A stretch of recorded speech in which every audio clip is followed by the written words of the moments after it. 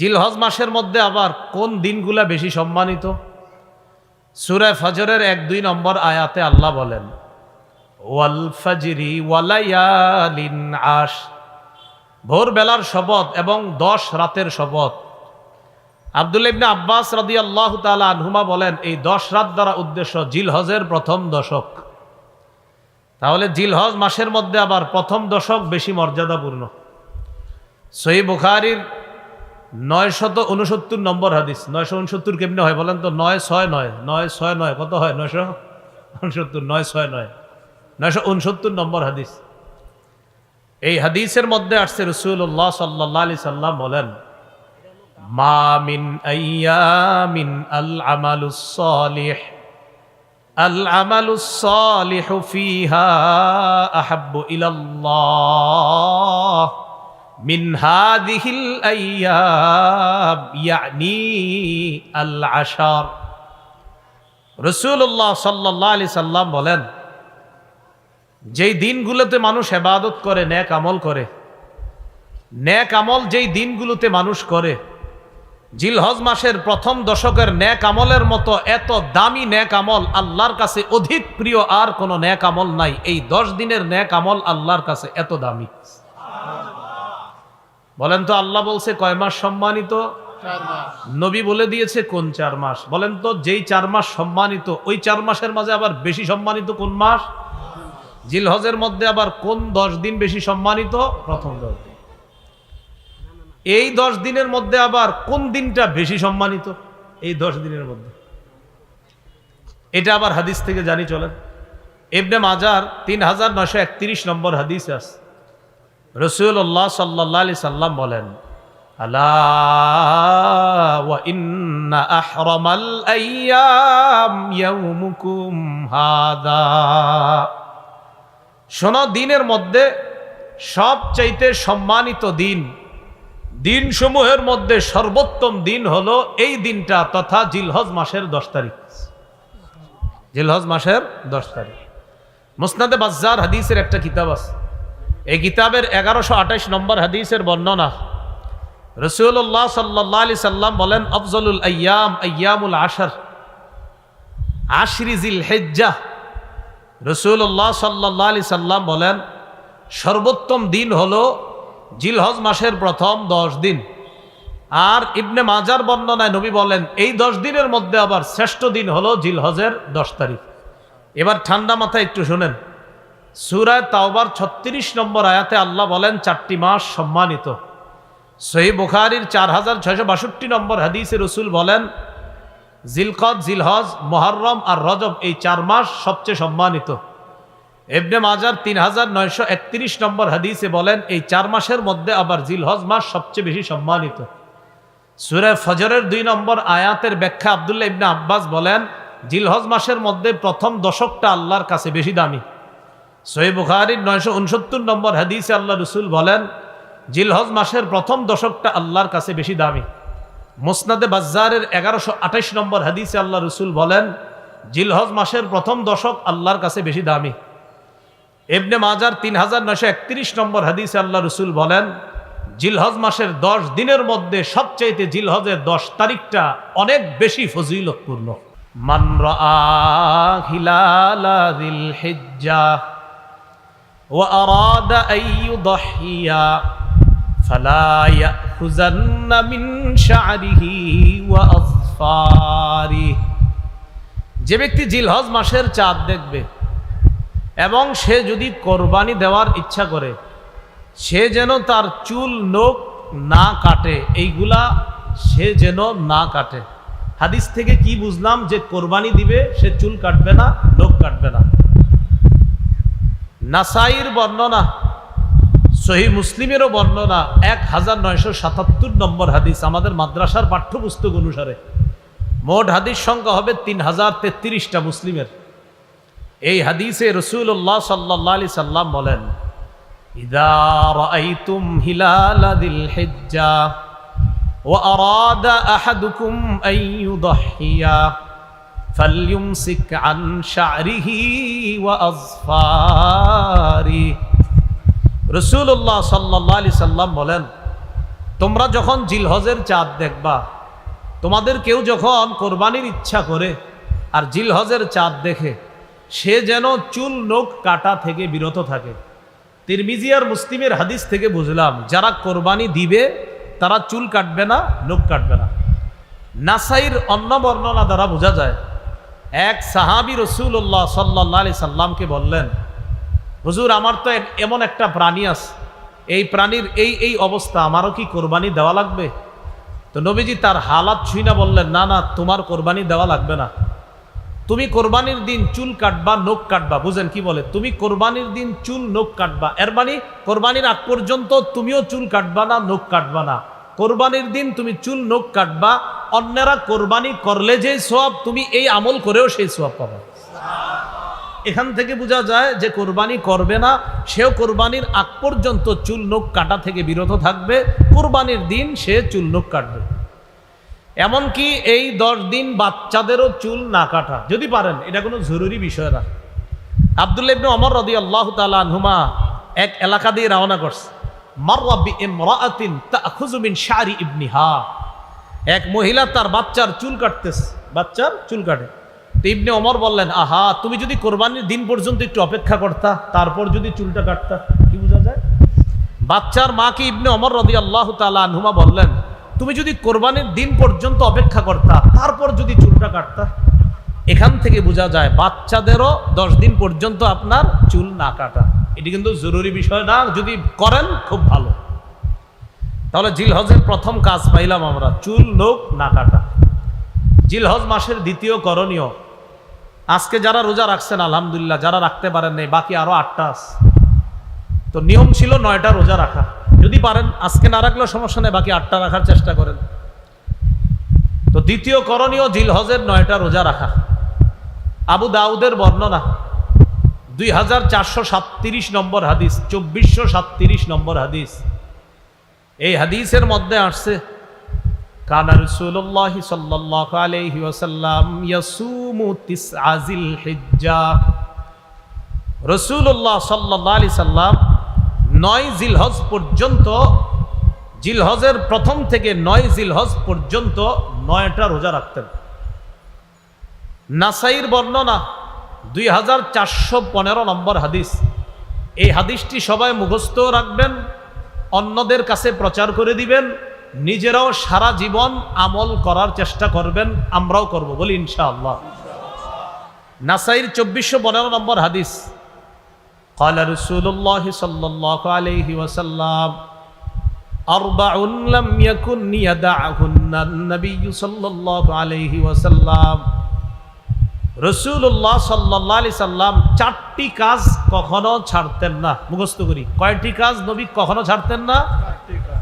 আমরাও ইনশাআল্লাহ চেষ্টা করব এই 4 কাজ ভবিষ্যতে ছাড়বো না ইনশাআল্লাহ। নবী কয়টি কাজ ছাড়তেন না? 4টি। 1 নম্বর, সিয়ামা আশুরা, মুহররমের 10 তারিখের রোজা রাসূলুল্লাহ সাল্লাল্লাহু আলাইহি সাল্লাম কখনো ছাড়তেন না। 2 নম্বর, ওয়াল আশার, জিলহজের প্রথম দশকের রোজা রাসূলুল্লাহ সাল্লাল্লাহু আলাইহি সাল্লাম ছাড়তেন না। 3, ওয়া সালাসাতা আইয়ামিন মিন কুল্লি শাহ, প্রত্যেক মাসের 3টা রোজা, 13, 14, 15 আরবি মাসের এই 3 রোজা রাসূল ছাড়তেন না।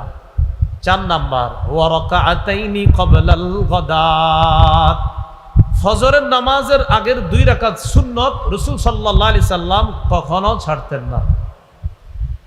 এবার আমরা সবাই একটু চর্চা করি, বলেন তো কয় আমল নবীজি কখনো ছাড়তেন না? সাহস করে বলে ফেলেন তো। 1 নাম্বার, মাশাআল্লাহ, 1 নাম্বার মুহররমের 10 তারিখের রোজা, 2 নাম্বার জিলহজের প্রথম দশকের রোজা, 3 নাম্বার মাসে 3টা রোজা, 4 নাম্বার ফজরের আগের 2 রাকাত সুন্নত। আচ্ছা আমরা একটু বলি, বললে মনে থাকবে। বলেন, 1 নম্বর মুহররমের 10 তারিখের রোজা, 2 জিলহজের প্রথম দশকের রোজা, 3 প্রত্যেক আরবি মাসের 3টি রোজা, 4 ফজরের আগের 2 রাকাত সুন্নত। এই 4টা আমল রাসূল সাল্লাল্লাহু আলাইহি সাল্লাম কখনো ছাড়তেন না। যাই হোক, জিলহজ মাসের দ্বিতীয় আমল পাইলাম 9টি রোজা রাখা। আজকে যারা রাখছেন আলহামদুলিল্লাহ, বাকিগুলাও রাখবেন। যারা রাখতে পারেন নাই, বাকিগুলা রাখলে সওয়াব আছে, ফজিলত আছে, কোনো সমস্যা নাই, রাখেন। তৃতীয় আমল, 9 জিলহজের রোজাটা গুরুত্ব দিয়ে রাখা। 9 জিলহজের রোজা গুরুত্ব দিয়ে রাখা। সহিহ মুসলিমের বর্ণনা 1162 নম্বর হাদিস, মাদ্রাসা পাঠ্যপুস্তক অনুসারে, قال رسول الله صلى الله عليه وسلم صيام يوم عرفة أحتسب على الله أن يكفر السنة التي قبله والتي بعده। রাসূলুল্লাহ সাল্লাল্লাহু আলাইহি সাল্লাম বলেন, কেউ যদি আরাফার দিনের রোজা রাখে, তথা 9 জিলহজের রোজা। আরাফার দিনের রোজা এটা একটা পারিভাষিক নাম, মনে রাখবেন। আরাফার দিনের রোজা এটা একটা পরিভাষা, উদ্দেশ্য 9 জিলহজের রোজা।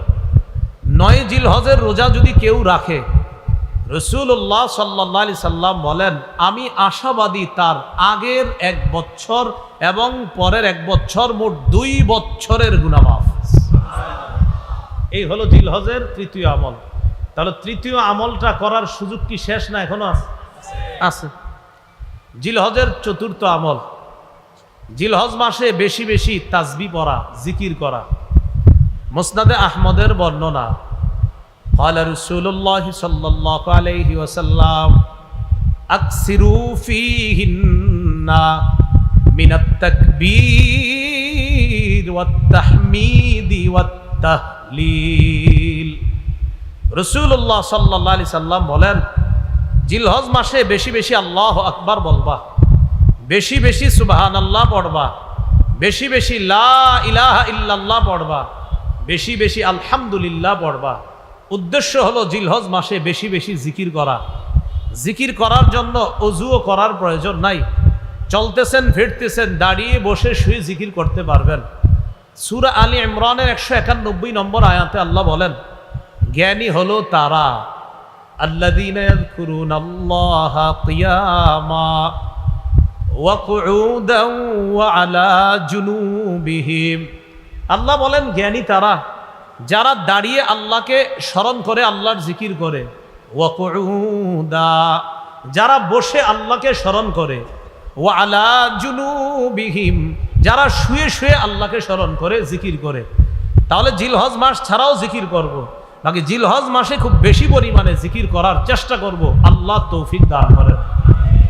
জিলহজ মাসের 5 নম্বর আমল, 9 জিলহজ ফজর নামাজ থেকে নিয়ে 13ই জিলহজ আসর পর্যন্ত মোট 23 ওয়াক্ত নামাজের পরে পড়ি একবার মহব্বতে, আল্লাহু আকবার, আল্লাহু আকবার, লা ইলাহা ইল্লাল্লাহু ওয়াল্লাহু আকবার।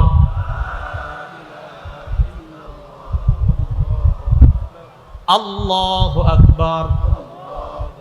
কি বলছি বুঝে আসছে? লা ইলাহা ইল্লাল্লাহু ওয়াল্লাহু আকবার, আল্লাহু আকবার ওয়ালিল্লাহিল হামদ। আল্লাহু আকবার, আল্লাহু আকবার, লা ইলাহা ইল্লাল্লাহু ওয়াল্লাহু আকবার, আল্লাহু আকবার ওয়ালিল্লাহিল হামদ। 9 জিলহজ ফজর থেকে নিয়ে 13ই জিলহজ আসর পর্যন্ত পুরুষরা উচ্চ আওয়াজে একবার, নারীরা নিম্ন আওয়াজে একবার পাঠ করবে। এই 23 ওয়াক্ত নামাজের মাঝে কারো কোনো নামাজ যদি কাজা হয়ে যায়, কারো যদি 9 জিলহজ ফজর থেকে নিয়ে 13ই জিলহজ আসর পর্যন্ত কোনো ওয়াক্ত নামাজ কাজা হয়, আর ওই কাজা নামাজটা যদি আপনি এই 5 দিনের মধ্যে আদায় করেন, আমি আবারও বলছি, 9 জিলহজ থেকে নিয়ে 13ই জিলহজ পর্যন্ত যেই নামাজগুলার পরে তাকবীরে তাশরিক পড়তে হয়, এই নামাজগুলার কোনো এক ওয়াক্ত নামাজ যদি উযরের কারণে কারো কাজা হয়ে যায়, আপনি কোনো কারণে এক ওয়াক্ত নামাজ কাজা হয়ে গেছে, এর মানে আপনি তাকবীরে তাশরিকটাও দিতে পারেন নাই, নামাজ কাজা মানে তাকবীরও তো দেন নাই। এখন যদি এই 5 দিনের মধ্যে আপনি তাকবীরে তাশরিকের দিনগুলা চলার মধ্যেই যদি ওই ওয়াক্ত নামাজের কাজাটা পড়েন, তাহলে কাজা নামাজের পরে এই তাকবীরটাও পড়তে হবে। আল্লাহ জানে বুঝছেন নি সবাই? আমি আশাবাদী বুঝছেন। এরপরে দৃষ্টান্ত দিই, 9 জিলহজ থেকে 13ই জিলহজ পর্যন্ত কথার কথা কারো জোহরের নামাজ কাজা হয়ে গেছে একদিন, এই জোহরের কাজা নামাজটা যদি সে এই 13ই জিলহজের আগেই আদায় করে, তাহলে তার এই নামাজের পরে ওই যে তাকবীরে তাশরিকটা ছুটে গেছিল, এটাও তার আদায় করতে হবে। এবার বুঝে আসছে না সবার? এই হলো আপনার পঞ্চম আমল জিলহজ মাস।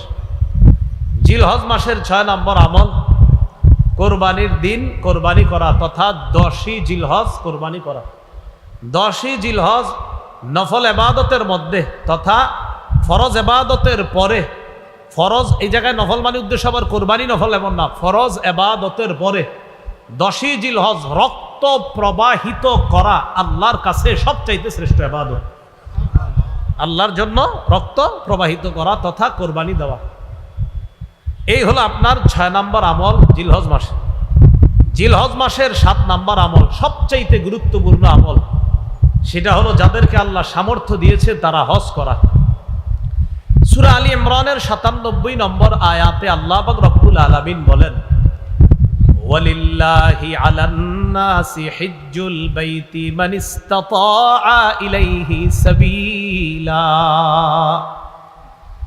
যারা কাবা পর্যন্ত পৌঁছার সামর্থ্য রাখে, যাদেরকে আল্লাহ এই পরিমাণ সামর্থ্য দান করেছে যে তারা প্রয়োজনের অতিরিক্ত অর্থ সম্পদ দিয়ে কাবায় গিয়ে আবার দেশে ফিরে আসার সামর্থ্য রাখে, তাদের জন্য আল্লাহকে খুশি করার জন্য এদের উপর হজ করা ফরজ।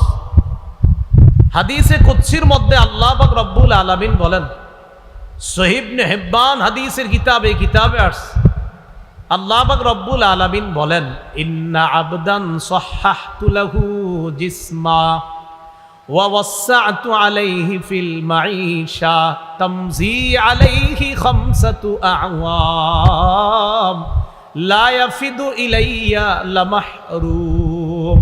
আল্লাহ বলেন, আমি যাকে সুস্থ রাখলাম আর যাকে এই পরিমাণ সামর্থ্য দান করলাম যে আমার ঘর পর্যন্ত আসার সামর্থ্য আমি তাকে দিয়েছি, এইভাবে 5 বছর কেটে গেছে সে আমার ঘরে হজ করতে আসে না। কোনো বান্দার শরীর সুস্থ রাখলাম, তাকে আমি এই পরিমাণ সামর্থ্য দিছি যে সে হজ করতে পারত, 5 বছর হয়ে গেছে সে হজ করে না। আল্লাহ বলেন লামাহরুম, সে হতবাগা, সে কপাল পোড়া, সে বঞ্চিত। হজ ফরজ হয়েছে, আসে না, কয় বছর হয়ে গেছে? 5 বছর। যাবো যায় না, 5 বছর হয়েছে। আল্লাহ কয় তাকে সামর্থ্য দিলাম, আমি তাকে সামর্থ্য দান করলাম। আল্লাহ তাআলা বলছেন আমি তাকে সামর্থ্য দিলাম, সুস্থ রাখলাম, এরপরে আমার কাছে আসে না 5 বছর, সে বঞ্চিত, সে হতবাগা, সে কপাল পোড়া। যাদেরকে হজের সামর্থ্য আল্লাহ দিয়েছেন তারা যেন অতি দ্রুত হজ সম্পাদন করতে পারে, আল্লাহ তৌফিক দান করেন।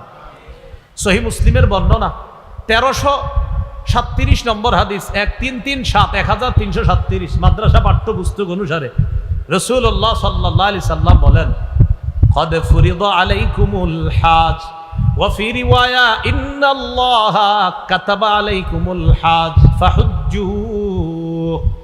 রাসূলুল্লাহ সাল্লাল্লাহু আলাইহি সাল্লাম বলেন, তোমাদের উপর হজ ফরজ করা হয়েছে। অন্য বর্ণনায় নবী বলেন, আল্লাহ তোমাদের উপর হজ ফরজ করেছেন, ফাহুজ্জু, তোমরা হজ করো। فقال رجل أكل عام يا رسول الله। এক ব্যক্তি রাসূলুল্লাহ সাল্লাল্লাহু আলাইহি সাল্লামের কাছে জানতে চাইলেন, হে আল্লাহর হাবিব, হজ কি প্রতি বছর ফরজ? ফাসাকাতা, রাসূলুল্লাহ সাল্লাল্লাহু আলাইহি সাল্লাম চুপ রইলেন। নবী বললেন, তোমাদের উপর হজ ফরজ করা হয়েছে যাদের সামর্থ্য আছে, অতএব তোমরা হজ করো। একজন প্রশ্ন করলেন, হুজুর হজ কি প্রতি বছর ফরজ? নবীজি চুপ রইলেন। হাত্তা ক্বালাহা সালাসা, এই প্রশ্নটা তিনি 3 বার করলেন। এরপর নবী বললেন, লাউ কুলতু নাআম লাওয়াজাবাত ওয়ালা মাসতাতাতুম, আমি যদি তোমার প্রশ্নের জবাবে বলতাম হ্যাঁ, তুমি যে আমারে 3 বার প্রশ্ন করলা প্রতি বছর হজ ফরজ কিনা, আমি যদি বলে ফেলতাম হ্যাঁ, তাহলে প্রতি বছর সামর্থ্যবানদের জন্য হজ ফরজ হয়ে যেত, আর এটা তোমরা করতে পারতা না। কেন তোমরা আমাকে এত প্রশ্ন করো? যারুনি মা তারাকতুকুম, আমি যতটুকু বলি এতটুকু মেনে নাও, তোমরা বেশি প্রশ্ন করবা না। فإنما هلك من كان قبلكم بكثرة سؤالهم واختلافهم على أنبيائهم। তোমাদের পূর্ববর্তী জাতি বেশি প্রশ্ন করার কারণে আর নবীদের সাথে বেশি মতভেদ করার কারণে ধ্বংস হয়ে গেছে। আমারে এত প্রশ্ন করবা না, বলছি হজ ফরজ, এত প্রশ্ন কেন করো? প্রত্যেক বছর হজ ফরজ, আমি নবী যদি বলে ফেলতাম হ্যাঁ, সামর্থ্যবানরা প্রতি বছর হজ করা লাগতো, আর এটা কষ্টকর হয়ে যেত। আবু দাউদের বর্ণনা 1721 নম্বর হাদিস, রাসূলুল্লাহ সাল্লাল্লাহু আলাইহি সাল্লামের একজন সাহাবী নাম আকরা ইবনে হাবিস, আকরা ইবনে হাবিস সাআলান নবী সাল্লাল্লাহু আলাইহি ওয়াসাল্লাম আল হজ্জু ফি কুল্লি সানাতিন আও মাররাতান ওয়াহিদা। রাসূলুল্লাহ সাল্লাল্লাহু আলাইহি সাল্লামের কাছে প্রশ্ন করলেন, হুজুর হজ কি প্রতি বছর ফরজ নাকি একবার জীবনে? নবীজি সাল্লাল্লাহু আলাইহি সাল্লাম জবাব দিলেন, বাল মাররাতান ওয়াহিদা, না, সামর্থ্যবানদের জন্য জীবনে একবার হজ ফরজ, প্রতি বছর না, বরং জীবনে কয়বার হজ ফরজ? একবার, সামর্থ্যবানদের জন্য হজ ফরজ। এরপর নবী বললেন, ফামান যাদা ফাহুয়া তাতাওউন, কেউ যদি একবারের বেশি হজ করে এটা নফল হবে, কেউ যদি একবারের বেশি হজ করে এটা কি হবে? নফল হবে। এই হলো আপনার হজের ফরজিয়ত। যাদেরকে সামর্থ্য দিছে তারা হজ করা। ভাই, যাদের সামর্থ্য আছে তাড়াতাড়ি হজ করেন। ইবনে মাজার বর্ণনা 2883 নম্বর হাদিস, 2883 এই হাদিসের মধ্যে আছে, قال رسول الله صلى الله عليه وسلم من أراد الحج فليتعجل, যে ব্যক্তি হজের ইচ্ছা করেছে সে যেন তাড়াতাড়ি হজ করে। فإنه قد يمرض المريض, হতে পারে সে অসুস্থ হয়ে যাবে, এবারটা অসুস্থ হয়ে যেতে পারে হজ করেন না করার কারণে। এমন হয়ে যেতে পারে যে তার সামর্থ্য আছে, হজে যাবে, যায় না, আগামী বছর যাব, যায় না, আগামী বছর যাব, যায় না। নবী কয়, আরে তুমি তো অসুস্থ হয়ে যেতে পারো।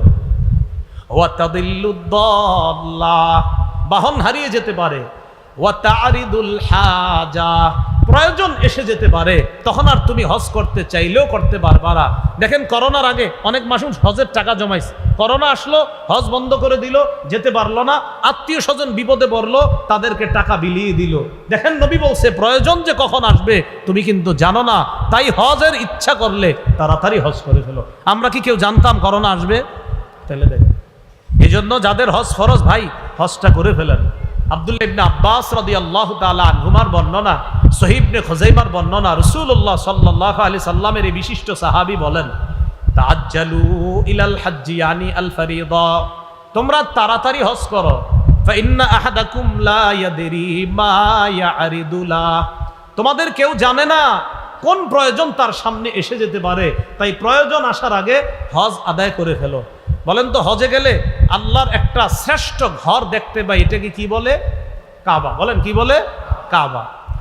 রাসূলুল্লাহ সাল্লাল্লাহু আলাইহি সাল্লামের সাহাবী আব্দুল্লাহ ইবনে ওমর রাদিয়াল্লাহু তাআলা আনহুমার বর্ণনা, তিনি বলেন, মুসান্নাফ আব্দুর রাজ্জাক নামে হাদিসের একটা কিতাব আছে, 8817 নম্বর হাদিস, قال رسول الله صلى الله عليه وسلم استمتعوا بهذا البيت فقد هدم مرتين ويرفع في الثالثة। রাসূলুল্লাহ সাল্লাল্লাহু আলাইহি সাল্লাম বলেন, হজ উমরার মাধ্যমে এই কাবা ঘরের থেকে তোমরা তাড়াতাড়ি উপকৃত হও, হজের মাধ্যমেও কাবার থেকে উপকৃত হও, উমরায় যে কাবার দ্বারা উপকৃত হও। মনে রাখবা, ফাকাদে হুদিমা মাররাতাইন, কাবা দুইবার ধ্বংস করা হয়েছে। ওয়া ইউরফাউ ফিস সালিসা, তৃতীয়বার ধ্বংস করার পর কাবা কিন্তু উঠিয়ে নেওয়া হবে।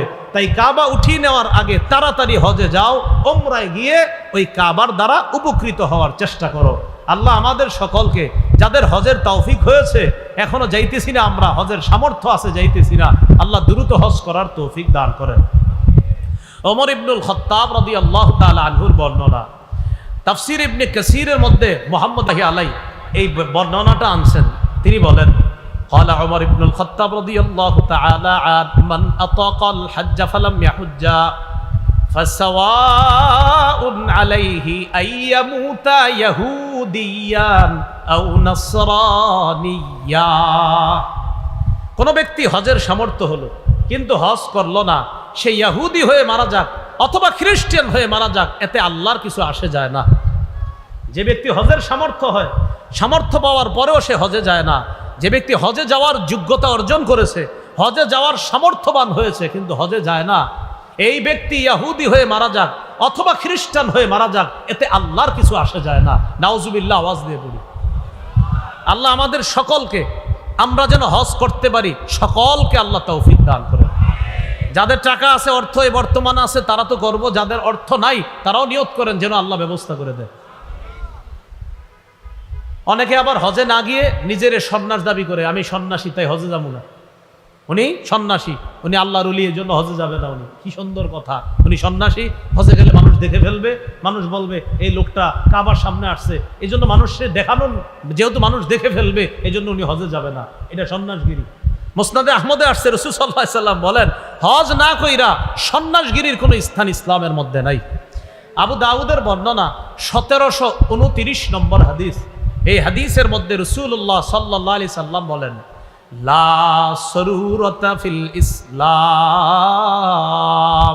হজ না করে ইসলামের মধ্যে কোনো বিরাগ্যতা করা, কোনো বৈরাগ্যতা দেখানো, এটার স্থান ইসলামের মধ্যে নাই। তাহলে বলেন তো, হজ ফরজ, সামর্থ্যবান হওয়ার পরেও এই ফরজ হজ অস্বীকার করে কেউ যদি বলে আমি বৈরাগী হয়ে গেছি, আমি সন্ন্যাসী হয়ে গেছি, হজে গেলে মানুষ আমাকে দেখবে, এটা কি বলেন, এটা কি বৈরাগ্যতা নাকি ভণ্ডামি? ওনার হজ ফরজ যায় না কেন? মানুষ দেখে ফেলবে, এই জন্য যায় না। রাসূল বলেন এই জাতীয় সন্ন্যাসগিরি ইসলামের মধ্যে নাই। আল্লাহ আমাদেরকে বুঝার তৌফিক দান করেন। এবার মন দিয়ে 11টা কথা শুনবেন। কয়টা? এতক্ষণ আলোচনা এক অংশ গেল, এখন সর্বশেষ 11টা কথা মন দিয়ে শুনেন। 1 নাম্বার, হজের ফজিলত। এই হজের ফজিলতের ক্ষেত্রে 4টি হাদিস বলতেছি, মন দিয়ে শুনেন। তিরমিজির বর্ণনা 811 নম্বর হাদিস। ক্বালা রাসূলুল্লাহ সাল্লাল্লাহু আলাইহি ওয়াসাল্লাম, মান হাজ্জা ফালাম ইয়ারফুস ওয়ালাম ইয়াফসুক গুফিরা লাহু মা তাকদ্দামা মিন যামবি। যে ব্যক্তি হজ করলো, হজের মধ্যে অশ্লীল কথা বলল না আর অশ্লীল কাজ করলো না, তার আগের গুনাহগুলা মাফ করে দেওয়া হলো। আরেকটা ফজিলত শুনেন, সহিহ বুখারীর বর্ণনা 1521 নম্বর হাদিস। ক্বালা রাসূলুল্লাহ সাল্লাল্লাহু আলাইহি ওয়াসাল্লাম, মান হাজ্জা লিল্লাহ ফালাম ইয়ারফুস ওয়ালাম ইয়াফসুক রাজাআ কায়াউমিন ওয়ালাদাতহু উম্মুহু। রাসূলুল্লাহ সাল্লাল্লাহু আলাইহি সাল্লাম বলেন, কেউ যদি আল্লাহর জন্য হজ করে, হজের মধ্যে যদি অশ্লীল কথা না বলে, অশ্লীল কাজ না করে, তার মা তাকে জন্ম দিলে যেমন নিষ্পাপ, এমন নিষ্পাপ সদ্য নবজাতক শিশুর মতো সে হজ থেকে ফিরে আসবে। আরেকটা ফজিলত শুনেন, ক্বালা রাসূলুল্লাহ সাল্লাল্লাহু আলাইহি ওয়াসাল্লাম, মান হাজ্জা লিল্লাহ ফাকাদা মানাসিকা। যে ব্যক্তি আল্লাহর জন্য হজ করে আর হজের বিধিবিধানগুলো সঠিকভাবে পালন করে, ওয়া সালিমাল মুসলিমুনা মিন লিসানিহি ওয়া ইয়াদি, হজে যাওয়ার পর এই ব্যক্তির হাত এবং জবান থেকে কষ্ট দেওয়া থেকে অন্য হাজিরা যদি নিরাপদ থাকে। আপনি হজে গেলেন, আমি হজে গেলাম, যাওয়ার পর আমার জবানের কষ্ট দেওয়া আর আমার হাতের কষ্ট দেওয়া থেকে অন্য মুসলমান, অন্য হাজি যদি নিরাপদ থাকে, গুফিরা লাহু মা তাকদ্দামা মিন যামবি, নবী বলেন তার আগের গুনাহগুলা মাফ। এই জন্য তো হজরে আসওয়াদ চুমা দেওয়ার সময় যারা যাবেন ভবিষ্যতে ইনশাআল্লাহ, কাউরে ধাক্কা দিবেন না 2 হাত দিয়ে, এইভাবে মুসলমানদের কষ্ট দিয়ে হজরে আসওয়াদ চুমা দেওয়ার কোনো দরকার নাই। যদি পারেন আস্তে ধীরে ধীরস্থির ভাবে গিয়ে চুমা দিবেন, তো আরেক মুসলমানকে ধাক্কা মেরে আপনি ফেলে দিয়ে হজরে আসওয়াদকে চুম্বন করবেন, এই বিধান আর এই অধিকার ইসলাম আপনাকে দেয় নাই। মুসলমানকে কষ্ট দেওয়া যাবে না।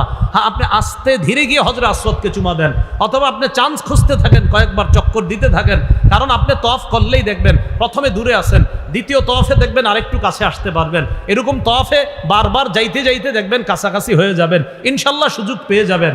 বুঝাইতে চাইলাম, পাথর চুমা দিতে গিয়ে আপনার হাত, আপনার জবান দিয়ে অন্য কোনো মুসলমান যেন কষ্ট না পায়। চুমা তো অবশ্যই দেওয়ার চেষ্টা করবেন, কিন্তু মুসলমানকে অবশ্যই কষ্ট দিবেন না। 2টা কথা বলছি, অবশ্যই চুমা দেওয়ার চেষ্টা করবেন পাথর, আবার অবশ্যই মুসলমানকে কষ্ট না দেওয়ার চেষ্টা করবেন। কথা বুঝে আসবে? এটাও করা যাবে না, আবার এটা করতে হবে। পাথরেও চুমা দিব ইনশাল্লাহ, আবার মুসলমানকে কষ্ট দেওয়া যাবে না। এইগুলো আপনার হজের আরেকটা ফজিলত বলি। মুসলিম শরীফের বর্ণনা 121 নম্বর হাদিস, একদম শুরু দিকে আছে। নবীর সাহাবী আমর ইবনুল আস রাদিয়াল্লাহু তাআলা মারা যাবে অবস্থা, মনটা খারাপ, মুমূর্ষ অবস্থায় সাহাবীরা তার পাশে। তখন তাকে সান্ত্বনা দিয়ে সাহাবায়ে কেরাম বললেন, আমা আলিমতা ইয়া আমরু আন্নাল ইসলাম ইয়াহদিমু মা কানা ক্বাবলা। আমার এত চিন্তা করো কেন? তুমি কি জানো না ইসলাম তার আগের গুনাহগুলা ধুয়ে মুছে মিটিয়ে দেয়, ধ্বংস করে দেয়। আরে তুমি তো মুসলমান হয়েছো, তুমি তো ইসলাম গ্রহণ করেছো, এর মানে ইসলাম গ্রহণ করাটাই তোমার আগের গুনাহ মাফের জন্য যথেষ্ট হয়ে গেছে। আমা আলিমতা আন্নাল ইসলাম ইয়াহদিমু মা কানা ক্বাবলা ওয়া আন্নাল হিজরাতা তাহদিমু মা কানা ক্বাবলাহা। হিজরত করলে হিজরত আগের গুনাহগুলা ধ্বংস করে দেয়, ধুয়ে মুছে সাফ করে দেয়। ওয়া আন্নাল হাজ্জা ইয়াহদিমু মা কানা ক্বাবলা, হজ করলে হজ তার আগের গুনাহগুলা ধ্বংস করে দেয়, ধুয়ে মুছে সাফ করে দেয়। কয়টা কথা জানি বলবো? 11টা। 11টার মধ্যে এই প্রথম কথা গেল হজের ফজিলত। এবার দ্বিতীয় কথা, হজ্জে মাবরুরের ফজিলত। এতক্ষণ বলছি হজের ফজিলত, এখন জানবো হজ্জে মাবরুরের ফজিলত। আল্লাহর কাছে সবাই দোয়া করবেন, আত্মীয় স্বজন যারা হজে গেছে, আল্লাহ আমার ওই আত্মীয়কে আপনি হজ্জে মাবরুর নসিব করবেন, এই দোয়া করবেন। হজ্জে মাবরুরের ফজিলত শোনেন, সহিহ বুখারী 1773 নম্বর হাদিস। قال رسول الله صلى الله عليه وسلم العمرة إلى العمرة كفارة لما بينهما। এক উমরা আর আরেক উমরা, দুই উমরার মাঝে যেই গুনাহগুলা হয়, পরবর্তী উমরা আগের গুনার জন্য কাফফারা হয়ে যায়। ওয়াল হজ্জুল মাবরুর লাইসা লাহু জাযাউন ইল্লাল জান্নাহ। নবীজি বলেন হজ্জে মাবরুরের প্রতিদান একমাত্র আল্লাহর জান্নাত। হজ্জে মাবরুরের প্রতিদান আল্লাহর জান্নাত। আরেকটা ফজিলত শুনেন হজ্জে মাবরুরের, তিরমিজির বর্ণনা 810 নম্বর হাদিস। قال رسول الله صلى الله عليه وسلم تابعوا بين الحج والعمرة فإنهما ينفيان الفقر والذنوب كما ينفي الكير خبث الحديد والذهب والفضة।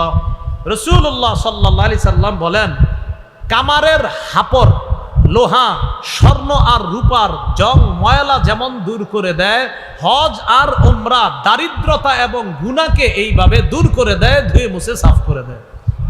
হজে গেলে টাকা খরচ হয় না? হয় না? হজে গেলে টাকা খরচ হয় কিনা?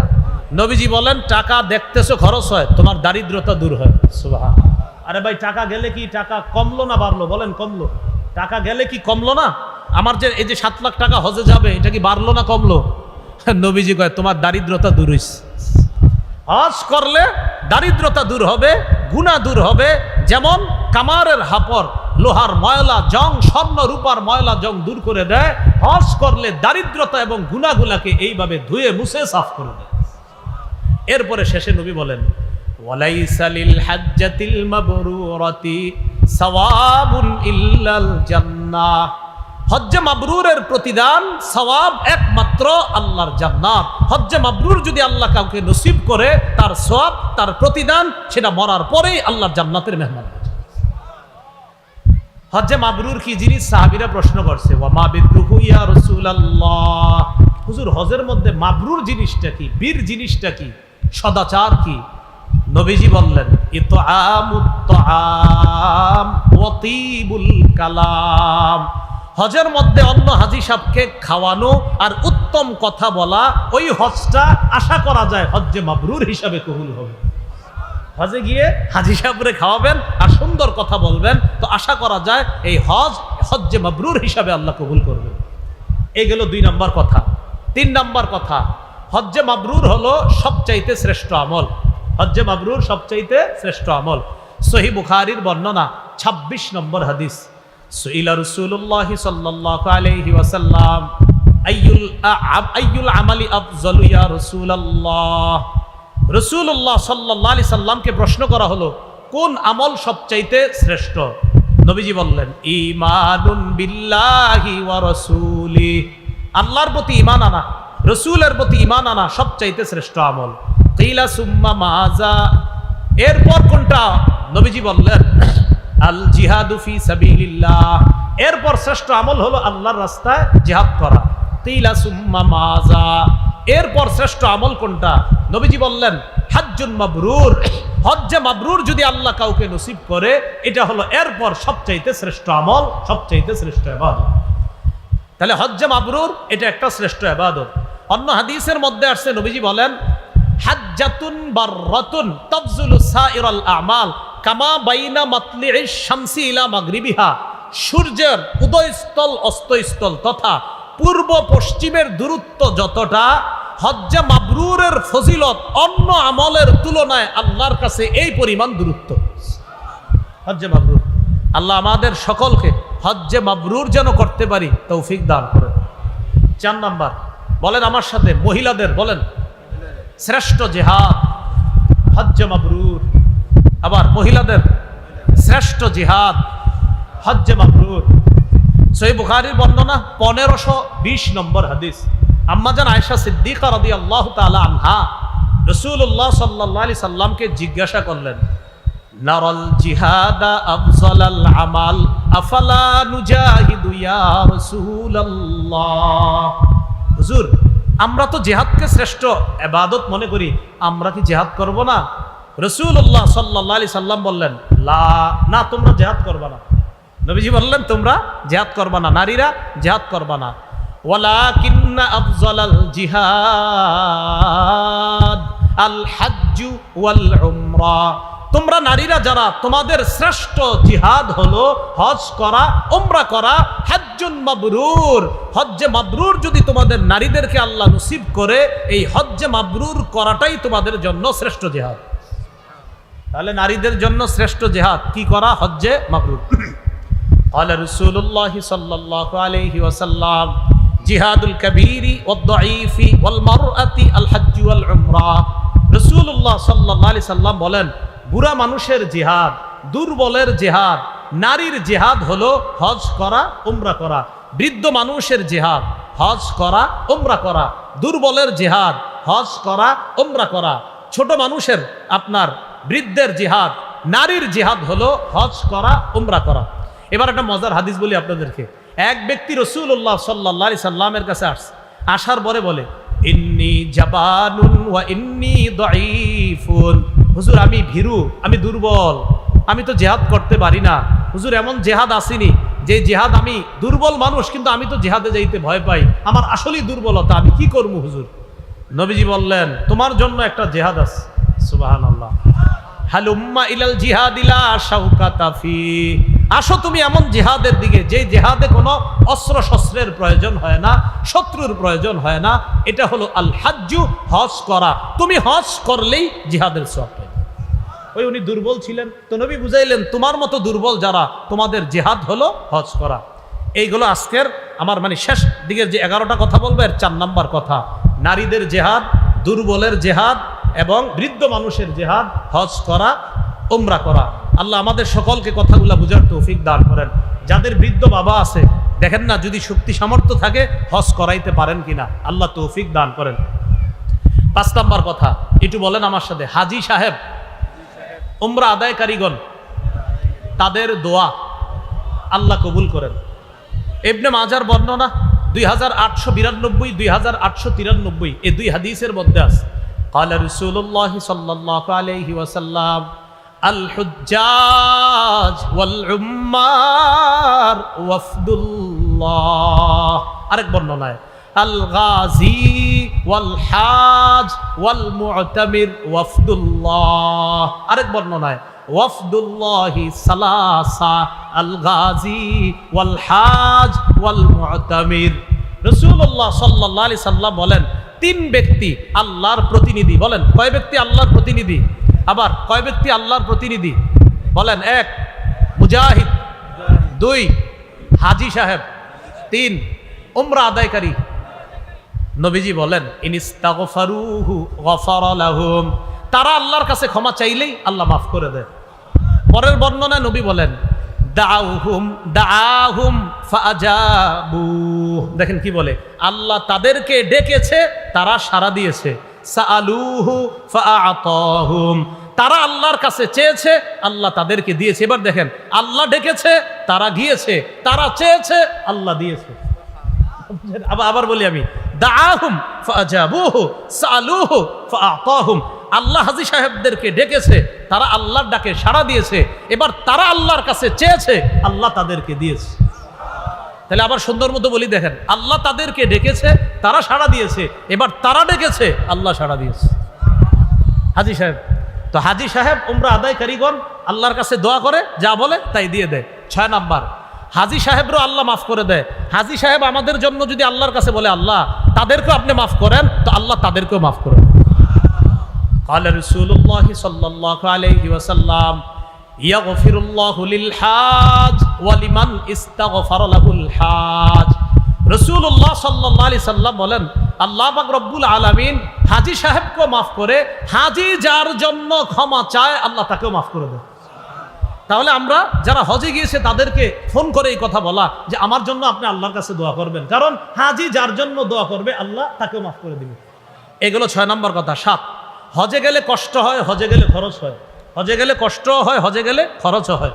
আম্মাজান আয়েশা সিদ্দিকা রাদিয়াল্লাহু তাআলা আনহার বর্ণনা, তাকে রাসূলুল্লাহ সাল্লাল্লাহু আলাইহি সাল্লাম বলেন, ইন্না লাকি মিনাল আজরি আলা কদরি নাসাবিকি ওয়া নাফাকাতিক।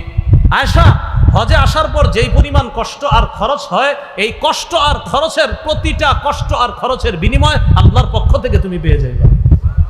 মুসনাদে আহমদের 23,000 হাদিস, হাদিস নাম্বার কত? 23,000, অর্থাৎ 23,000 মানে হাদিস নাম্বারটাই 23,000 নাম্বার হাদিস। এই হাদিসে আসছে রাসূলুল্লাহ সাল্লাল্লাহু আলাইহি সাল্লাম বলেন, আন নাফাকাতু ফিল হজ কান নাফাকাতি ফি সাবিলিল্লাহ। হজের মধ্যে খরচ করা জিহাদের ময়দানে খরচ করার মতো। কেমন? কয় বিসাবিই মিআতিন, 700 গুণ পর্যন্ত আল্লাহ বাড়ায়া দেয়। কয়শো গুণ পর্যন্ত আল্লাহ বাড়ায়া দেয়? 700 গুণ পর্যন্ত। এই জন্য হজে গিয়ে খরচ করলে এটা লস নাই, লাভ। 8 নাম্বার কথা, হজে যাওয়ার সময় যদি কেউ মারা যায়, কিয়ামত পর্যন্ত তার আমলনামায় হাজী সাহেবের সওয়াব লেখা হবে। ক্বালা রাসূলুল্লাহ সাল্লাল্লাহু আলাইহি ওয়াসাল্লাম, মান খারাজা হাজ্জান ফামাতা কুতিবা লাহু আজরুল হাজ্জি ইলা ইয়াউমিল কিয়ামা। যে ব্যক্তি হজের উদ্দেশ্যে বের হয় আর যদি সে মারা যায়, কিয়ামত পর্যন্ত তার আমলনামায় হাজী সাহেবের সওয়াব লিপিবদ্ধ করা হবে। ওয়ামান খারাজা মুআতামিরান ফামাতা কুতিবা লাহু আজরুল মুআতামিরি ইলা ইয়াউমিল কিয়ামা। যে ব্যক্তি উমরার উদ্দেশ্যে বের হয়, সে যদি মারা যায়, কিয়ামত পর্যন্ত তার আমলনামায় উমরা আদায়কারীর সওয়াব তার আমলনামায়ও লিপিবদ্ধ চলতে থাকবে কিয়ামত পর্যন্ত। ওয়ামান খারাজা গাজিয়ান ফামাতা কুতিবা লাহু আজরুল গাজি ইলা ইয়াউমিল কিয়ামা। কেউ যদি জিহাদের উদ্দেশ্যে ঘর থেকে বের হয় আর যদি সে মারা যায়, কিয়ামত পর্যন্ত মুজাহিদের সওয়াব তার আমলনামায় লিপিবদ্ধ চলতে থাকবে। একটা মজার হাদিস আপনাদেরকে শোনাই। রসুলের সব হাদিসই তো মজার। রসুল সাল্লাল্লাহু আলাইহি ওয়াসাল্লামের সব হাদিসই কি মজার, মাঝে মাঝে মজার বলি মানে এটা বেশি মজা। সহিহ বুখারীর 1266, 1267। আরাফার ময়দানে নবীর পাশে এক সাহাবী। কোন জায়গায়? আরাফার ময়দানে। তো ওই জায়গায় এক সাহাবী নবীর পাশে। বাইনামা রাজুলুন ওয়াকিফুন মা রাসূলিল্লাহি সাল্লাল্লাহু আলাইহি ওয়াসাল্লাম বিআরাফা। এক ব্যক্তি আরাফার ময়দানে নবীর পাশে। ইদ ওয়াকা আন রাহিলাতি, লোকটা তার বাহন থেকে নিচে পড়ে ফাকসাতহু, ঘাড় মচকে লোকটা মারা গেছে। আমি আবার বলছি, আরাফার ময়দানে নবীর পাশে এক ব্যক্তি তার বাহন থেকে পড়ে গিয়ে ঘাড় মচকে মারা গেছে। মারা যাওয়ার পর এখন কি হবে? গোসল হবে, কাফন হবে। সাহাবায়ে কেরামকে নবী বললেন, ইগসিলুহু বিমাইন ওয়া সিদরিন, তাকে বড়ই পাতা গরম পানিতে বড়ই পাতা গরম করে তাকে গোসল দাও। 1, 2 ওয়াকাফিনুহু বিসাউবাইন, তাকে 2 কাপড় দিয়ে কাফন দাও। পুরুষে কয় কাপড় দিতে হয়? 3টা। তো তাকে কয়টা দিতে বললেন নবী? 2টা। 3 নাম্বার, ওয়ালা তুহান্নিতুহু, তাকে সুগন্ধি লাগাইবা না। 4 নাম্বার, ওয়ালা তুখাম্মিরু রাসাহু, তার মাথাটা ঢাকবা না। তাহলে 1 নাম্বার গোসল করাও, 2 নাম্বার 2 কাপড়ে কাফন পড়াও, 3 নাম্বার সুগন্ধি লাগাও না, 4 নাম্বার মাথাটা ঢাকবা না। ফাইন্নাহু ইউবাসু ইয়াউমাল কিয়ামাতি মুলাব্বিয়া, কিয়ামতের ময়দানে সে লাব্বাইক আল্লাহুম্মা লাব্বাইক বলতে বলতে কবর থেকে উঠবে। তাহলে হজে গিয়ে মারা গেলে কি লস না লাভ? লাভ। তাহলে বলেন হজে গিয়ে, বলেন হজে গিয়ে বেঁচে গেলে লাভ, মরে গেলেও লাভ। বলেন বেঁচে গেলে নিষ্পাপ শিশু, মরে গেলে কিয়ামত পর্যন্ত সওয়াব, লস নাই। বাঁচলেও লাভ, মরলেও লাভ। এ হলো 8 নাম্বার। 9 নাম্বার, হজে গিয়ে তালবিয়া পাঠ করা। ওই যে লাব্বাইক আল্লাহুম্মা লাব্বাইক, এটা পাঠ করা। তিরমিজির বর্ণনা 827 নম্বর হাদিস। এই হাদিসের মধ্যে আসছে রাসূলুল্লাহ সাল্লাল্লাহু আলাইহি ওয়াসাল্লাম 827, 828, 829 সবগুলো হাদিসের মধ্যে একই তালবিয়ার বর্ণনা। নবীজি বলেন, মামিন মুসলিমিন ইউলাব্বি ইল্লা লাব্বা মান আন ইয়ামিনিহি আও আন শিমালিহি মিন হাজারিন আও মাদারিন আও ওয়াবারিন, ওয়াফি রিওয়ায়া মিন শাজারিন আও ওয়াবারিন আও মাদারিন। রাসূলুল্লাহ সাল্লাল্লাহু আলাইহি সাল্লাম বলেন, কোন ব্যক্তি যখন তালবিয়া পাঠ করে তার পাশে গাছ পাতা বৃক্ষ রাজি মাটি ইত্যাদি যা আছে সবাই তার সাথে তালবিয়া পাঠ করতে থাকে। এইগুলো 9 নাম্বার আলোচনা। 10 নাম্বার তওয়াফ করা। আবু দাউদের 1888 নম্বর হাদিসের মধ্যে আসছে রাসূলুল্লাহ সাল্লাল্লাহু আলাইহি সাল্লাম বলেন, ইন্নামা জুইলাত তাওয়াফু ওয়া বাইনাস সাফা ওয়াল মারওয়া ওয়া রামিউল জিমার লিইকামাতি যিকরিল্লাহ। তাওয়াফ করা, সাফা মারওয়ার মাঝখানে সাই করা এবং শয়তানকে কঙ্কর মারা, এগুলা সব আল্লাহর জিকিরের অন্তর্ভুক্ত, আল্লাহর স্মরণের অন্তর্ভুক্ত। রাসূলুল্লাহ সাল্লাল্লাহু আলাইহি সাল্লাম বলেন, মান তাওয়াফা উসবুআন, যে ব্যক্তি 7 বার তওয়াফ করে, অর্থাৎ 7 বার যে ব্যক্তি তওয়াফ করে, কানা কাইদলি রাকাবাতিন, একটা গোলাম আজাদ করার সওয়াব পেয়ে যায়। এগুলো 10 নাম্বার। সর্বশেষ আল্লাহু আকবার, আল্লাহু আকবার। 11 নম্বর হজরে আসওয়াদকে চুমা দেওয়া। আসসালামু আলাইকুম।